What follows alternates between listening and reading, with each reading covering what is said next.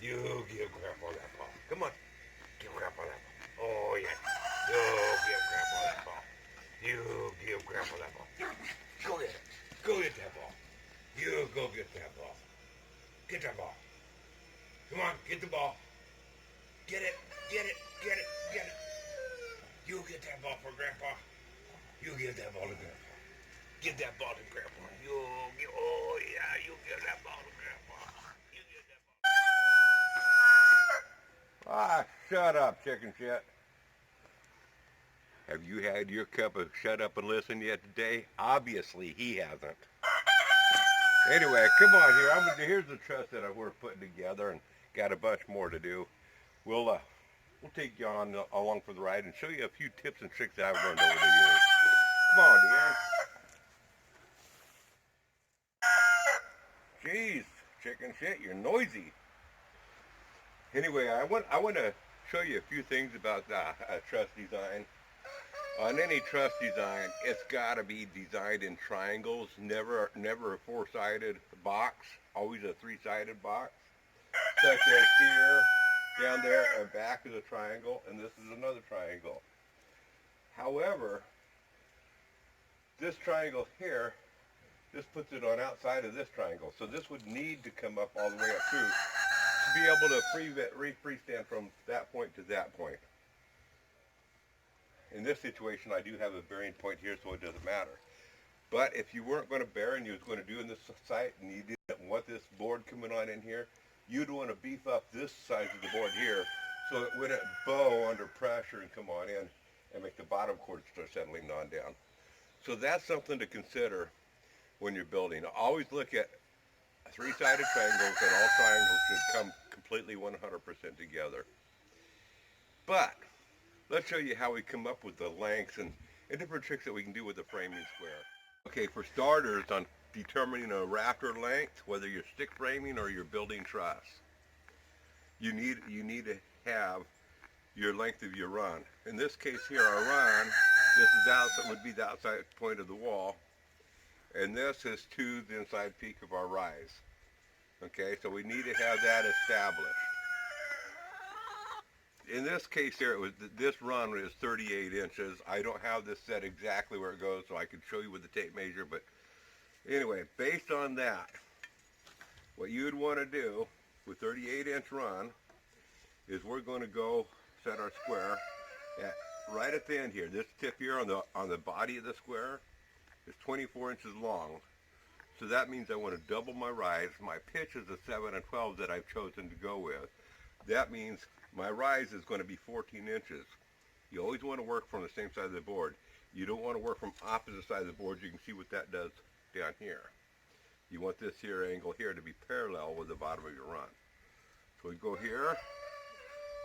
Now there's 24 inches.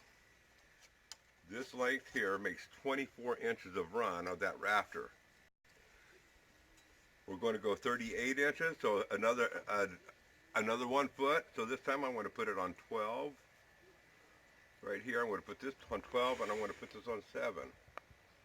It might have been 38 and a half, might have been my run. This might have been slid or something. I haven't set it.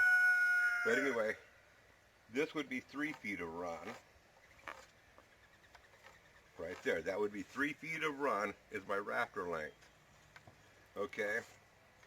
With this here, based on where I got this set here, which is not accurate, this is saying my run right now is, 36 plus 2 and 5/8 would be 38 and 5/8. So I'm a 5/8 long, but I haven't set this here, everything where it's got to go.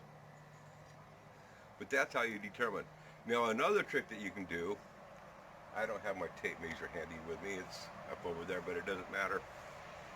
If you would rather not just take the square and step it off, one step at a time, going up your rafter, you can take this measurement, hook your tape measure from here to the rise in your pitch. In this case here would be 14 inches if it's a 7-inch pitch. You want to double that, you measure this distance here from here to here, and then you multiply that by how many times. Actually, the better way would be, the easier way would be measure from 12 to 7, and then for however many feet it is, that's, you multiply it by that many times. And that would give you the length of your rafter that you could measure right on up at mark with your 7 and 12. There is another trick that I would like, and if y'all are confused, need further detail, let me know, and I'll make another follow-up video. There's another trick I want to show you about framing squares here. That I've seen a lot of people that they just don't use this, and especially for homeowners, whether you have a chop saw or a skill saw, this trick comes in pretty handy.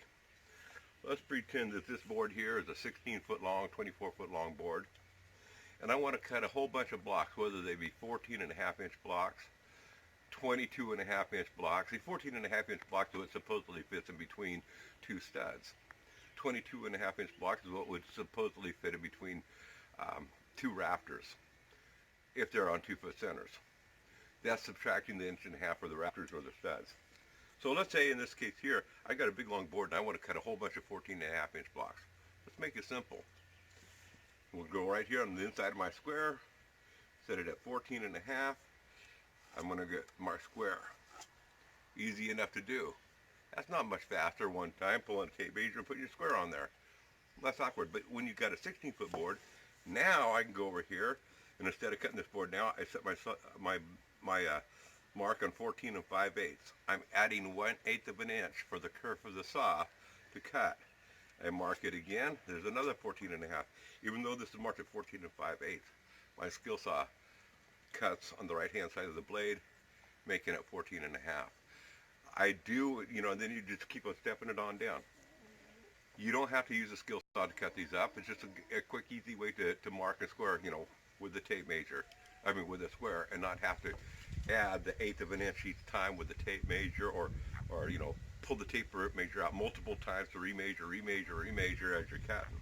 This, you can mark out a whole board this way. I do want to add one thing to that.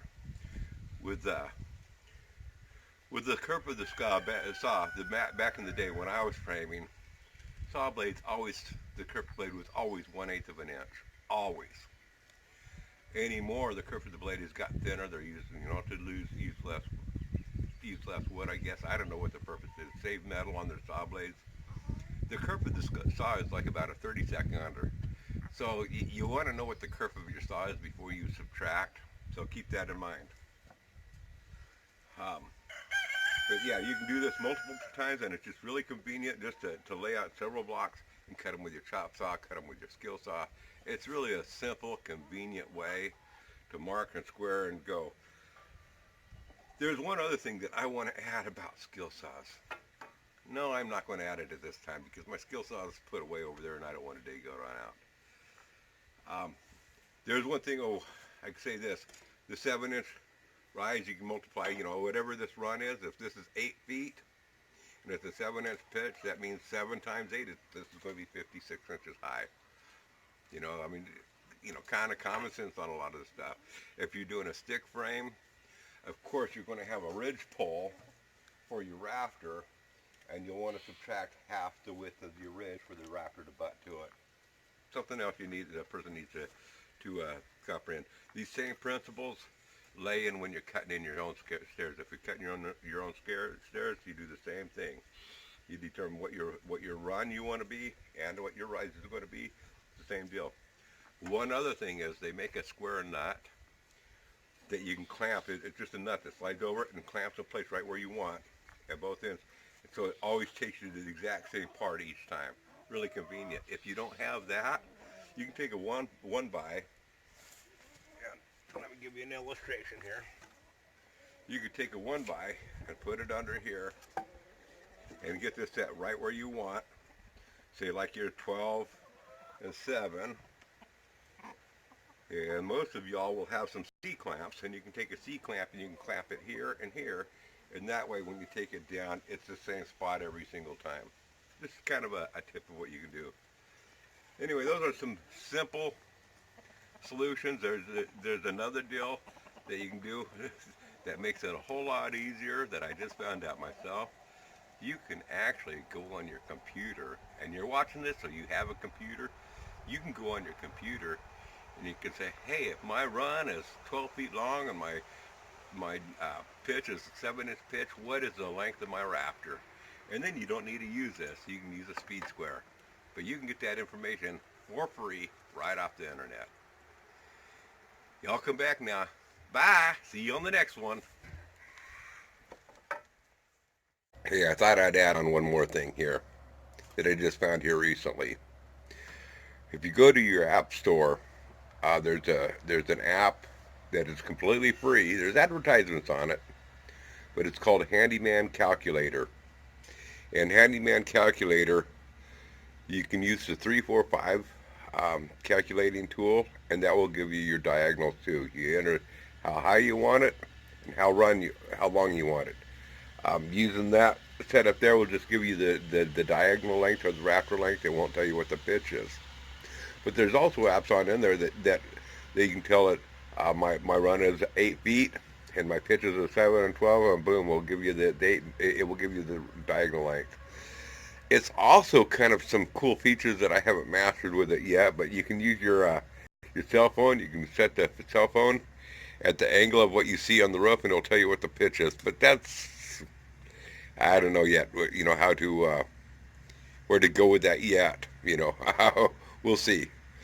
Anyway, yeah, it's a cool app. It's called Handyman Calculator, and it's free on your app store.